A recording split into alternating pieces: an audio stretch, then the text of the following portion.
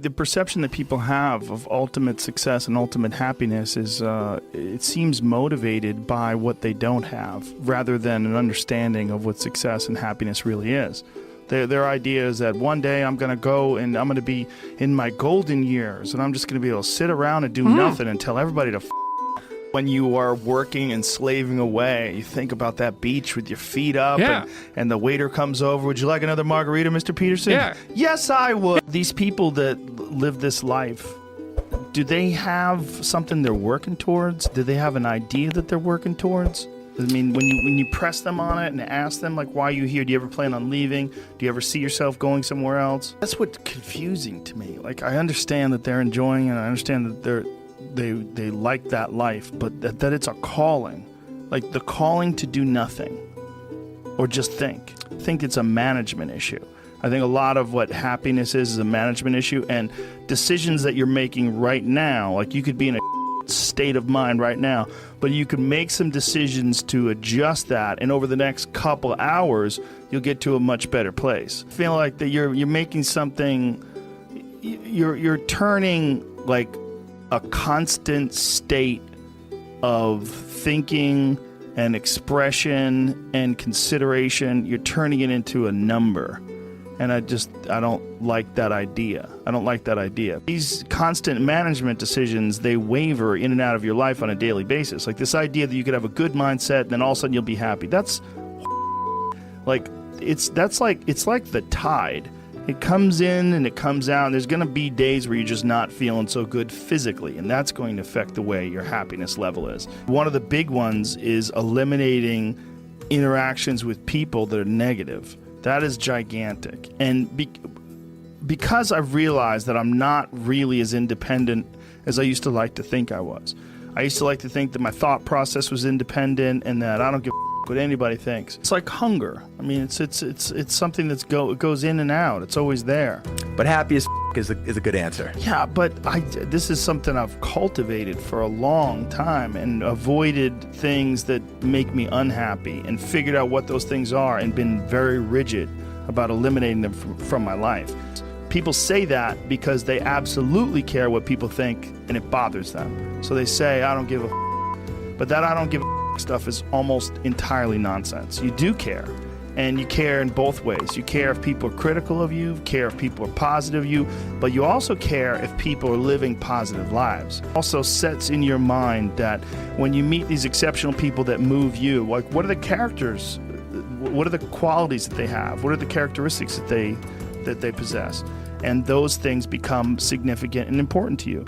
Whereas if you live around a bunch of people that are complaining and about everything and they see the negative in everything, over time I've learned that these people, you're not going to fix them. I used to want to fix them when I was young. I used to want to go, hey man, I see what you're doing. Like, dude, don't do that anymore. Listen, just try, just do this and stop doing that and start doing this. And if you just work towards this, you could be successful. Those people are the opposite of that. They're the opposite of inspiration, and they're mud. You're just like, what? It's like you're up to your ankles in mud. You try to trudge through life. It's difficult. You're not light. It's not pushing you. There's not a wind at your back. The wind's in your face, and it's rough. I'm wasting a significant amount of my energy on someone who doesn't want to waste any of their energy on themselves. And so managing the community and the tribe that you're in, making sure that you're a good member of that tribe, that you're doing your part. People are fuel. And other people, it's one of the reasons why I like talking to people, one of the reasons why I like to do podcasts, because I get a lot out of, like just talking to you about your time in the monastery or your push to get to that 100 miles. Like, you get energy out of people like that, and you think about this energy and you think about this inspiration when you're doing other things. There's a lot of cynicism in these days about inspiration and about motivation because there's a lot of fake. You can go on Instagram and you see a million of these inspirational quote pages, and they're run by people that are probably depressed. When you're around happy, inspirational people that are successful, it makes you feel better and you get inspired. And if you act on that inspiration, your life will be more fulfilled. And it's not just inspirational in terms of financial success, but in terms of doing difficult things. And I think that there's a lot of people out there that think somehow or another you're going to get to some place where you're living in silk sheets and you're getting your toes done while someone's dropping grapes into your mouth. I don't want that. I've never wanted that. That guy's not going to be happy. He's going to be bored. An hour into the grapes, you're going to get those grapes away from me. Stop painting my toes. What am I doing in this bed? The human organism, the animal that we are, needs constant stimulation because it evolved trying to find food and escape enemies. And find shelter, escape nature, escape the elements, try to survive. And this is the great joy that you have in taking care of your children, that you can protect your children from the elements and the enemies. Or they're this middle-aged person with no future and no idea of how to get out of this rut and probably never will escape it and might just wind up sucking on a gun. You know, and it's also the great sadness that you see in losers. When I see a loser, I see some guy who's 43 years old, lives in his parents' basement, and he hates the world. I think part of that world is because we have been fed this line of that you're supposed to seek comfort, and I don't think you are. I think you're supposed to seek lessons, and you're supposed to seek difficult tasks and accomplishments, and through those things and through doing things that are hard to do, even if it's just a 90-minute hot yoga class. Oh, hello, sadness, my old friend. Hello, depression. Because when you're not doing anything, you feel like and that's just a part of being a human being. And we can pretend that we're something other than what we really are.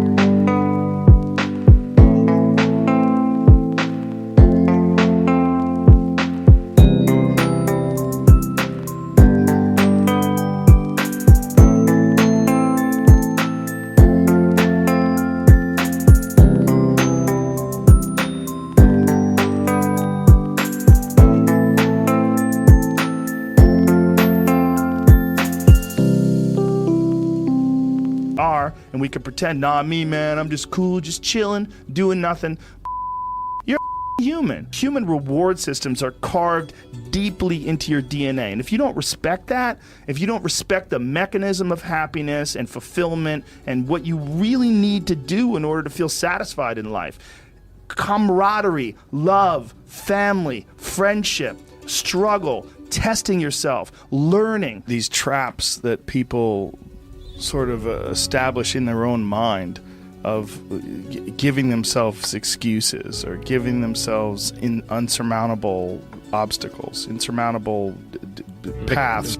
There's so many different factors that lead to a healthy body, but how much of a healthy body leads to a happy mind? That's where it gets, like, you can't blame some of these people that are suffering from like a disease, some of these people that have like something wrong with the way their brain is producing these happy hormones. I've known of quite a few people that got up on pills after operations or injuries or stuff like that, but I know quite a few of them that kicked it, you know, that just realized it was happening. I think it's fascinating. I think it's a fascinating discussion, but it is, in a sense, it's limiting free speech as well. I mean, and we have a real problem with that. The problem with it is that as soon as you start to put any regulations at all, and you know, you say, oh, you shouldn't be allowed to advertise, even if it's advertising honestly about a great product, that people will have real issues with that. So 20 minutes a week, I'll have a glass of wine, I'll put my feet up, I'll kick back, and then that little voice in the back of my head, it's like, are you doing everything you can do?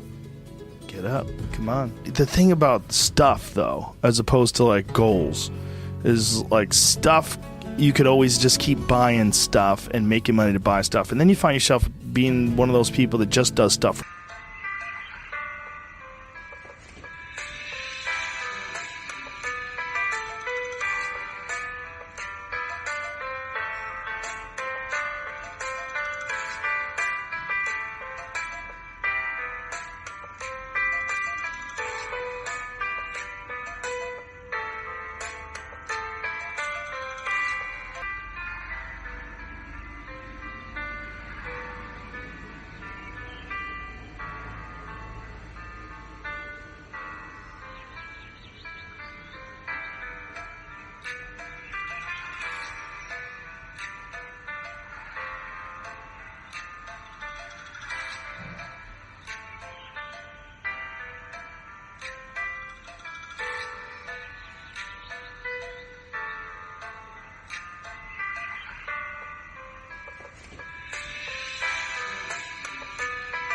Money because you want to buy the stuff.